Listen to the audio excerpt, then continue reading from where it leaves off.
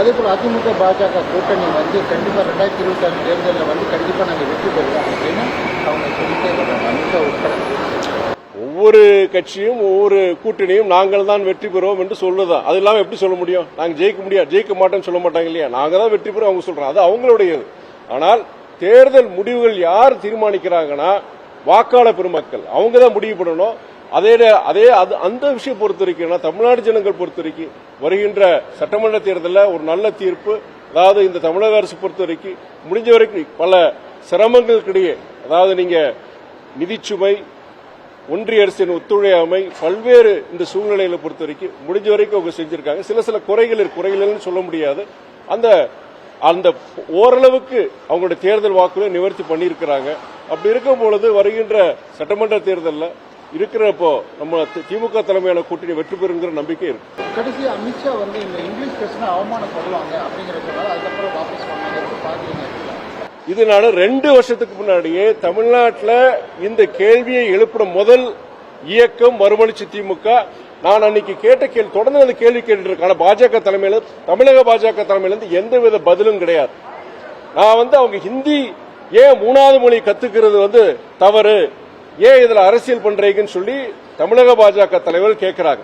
நான் அவங்ககிட்ட கேட்ட கேள்வி இப்போ இல்ல, நான் 2 வருஷத்துக்கு முன்னாடி முதல் கேள்வி நான் தான் முதல்ல கேள்வி கேட்டேன். நான் நீங்க 3வது மொழி கத்துக்கூடாதுன்னு சொல்றீங்க, நீங்க அந்த 3வது மொழி எந்த மொழியா இருக்கலாம் வேணாம், ஆனா நீங்க இந்திய மொழிகள் தான் இருக்கணும், வெளிநாட்டு மொழிகள் இருக்கக்கூடாதுன்னு சொல்றோம். இன்னைக்கு உலகமயமாக்கல் பத்தி பேசுறோம், குளோபலைசேஷன் பத்தி பேசுறோம்.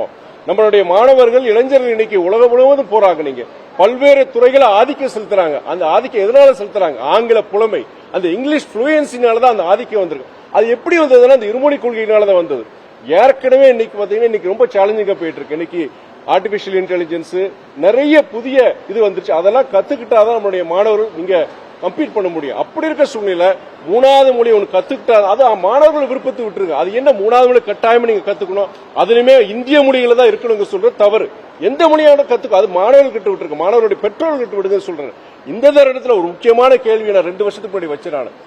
நீங்க வட மாநிலங்கள்ல பாஜக, குறிப்பா நம்முடைய உள்துறை அமைச்சர் அவர் அமித்ஷா பொறுத்த வரைக்கும் என்ன சொல்றாருன்னா, ஆங்கிலம் என்பது ஒரு அந்நிய மொழி, ஒரு அடிமை, நம்முடைய அடிமைகளின் அதோடைய ஒரு இதுதான், அது ஒரு சின்னம் சொல்லிட்டு ஆங்கிலம் புறக்கணிக்கப்பட வேண்டும், ஆங்கிலம் இல்லாத ஒரு பாரதத்தை உருவாக்கணும்னு சொல்லிட்டு நம்ம அமித்ஷா அவர்கள் வட மாநிலங்கள்ல தொடர்ந்து பிரச்சாரம் பண்ணிட்டு இருக்கிறார். அவர் மாத்திரம் கிடையாது, பாஜக இருக்கிற முக்கியமான தலைவர்கள் இந்த பிரச்சாரத்தை வைக்கிறாங்க, ஆங்கிலம் இல்லாத ஒரு பாரதத்தை உருவாக்க வேண்டும்.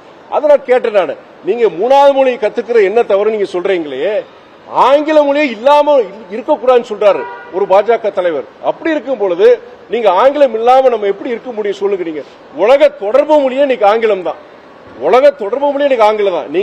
நீங்க எந்த துறை எடுத்துக்கலாம், ஐடி மாத்திரம் கிடையாது, மருத்துவத்துறையா இருக்கட்டும், இல்ல வர்த்தகமா இருக்கட்டும், எந்த துறையில பொறுத்தவரைக்கும் ஆங்கிலம் இல்லாம நம்மளோட செயல்பட முடியாது. இது நியதி. நம்ம தாய்மொழி தமிழ் மொழி இருக்கட்டும், ஆனா உலக தொடர்பு மொழி ஆங்கிலம் நமக்கு அவசியம். ஆங்கிலமே இருக்கக்கூடாது, நம்ம ஹிந்தி தான் வேணும்னு சொல்றது. இதுதான் நாங்க சொல்ற மொழியில இப்ப யார் மொழியை வச்சு அரசியல் பண்றாங்க, மொழியை வச்சு யாரு அரசியல் பண்றாங்கன்னா அவங்க பாஜக தான் பண்றாங்க. இது நான் கிட்டத்தட்ட 2 வருஷமா நான் கேட்டிருக்கேன், நாடாளுமன்ற வளாகத்திலே நான் கேட்டிருக்கேன். நான் இதுக்குண்டான பதில் தமிழக பாஜக தலைவர் இதுவரைக்கும் இதுக்குண்டான பதில் அவங்க கொடுக்கலாம். அரசியல் தலைவர்களோட மகன்கள் 3 லாங்குவேஜ் படிச்சுக்கலாம், ஆனா அரசு பள்ளி மாணவர்கள் படிக்கக்கூடாதுங்கிறத கேள்வி. அதாவது நீங்க சொல்றீங்க இல்லையா, 3வது மொழி பொறுத்த வரைக்கும் அந்த மாணவர்கள் தீர்மானிக்கணும், அந்த மாணவர்களுடைய பெற்றோர்கள் தீர்மானிக்கணும். அந்த 3வது மொழி நீங்க சொல்றீங்க இல்லையா, அந்த மொழி ஏன் முன்னாடி எல்லாம் பாத்தீங்கன்னா எல்லா மொழியும் இருந்தது. இப்ப என்னன்னா 3வது மொழியை பொறுத்த வரைக்கும் அவங்க என்ன சொல்றாங்கன்னா, அதாவது இந்திய மொழியா தான் இருக்கணும். இப்ப உதாரணம் தமிழ்நாடு எடுத்துக்கிட்டீங்கன்னா நீங்க தமிழ் இருக்கு, ஆங்கிலம் இருக்கு. நீங்க 3வது மொழியை கட்டாய மொழின்னு சொல்லும் போது அவங்க என்ன எடுப்பாங்க, பக்கத்தில் இருக்கிற மலையாளத்தை எடுப்பாங்களா, இல்லாட்டி தெலுங்கு எடுப்பாங்களா, இல்ல கர்நாடக மொழி எடுப்பாங்களா? அங்க ஒரு வழி இல்லாம அவங்க ஹிந்தி எடுக்க வேண்டிய சூழ்நிலை. அதனால மறைமுகமா ஹிந்தியை திணிக்கிறேன்னு சொல்றாங்க. மொழி பொறுத்த வரைக்கும் என்னன்னா அது அந்த மாணவர்கள் பெற்றோர் கூட்டம், அதுல அரசியல் கொண்டு வரக்கூடாது. நான் பாஜக சொல்றேன், ஏன் ஆங்கிலம் வேண்டாம்னு சொல்றாங்க, அவங்க ஏன் ஆங்கிலம் வேண்டாம்னு சொல்றாங்க?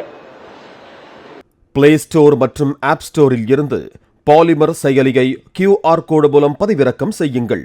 செய்திகளை உடனுக்குடன் பெறுங்கள்.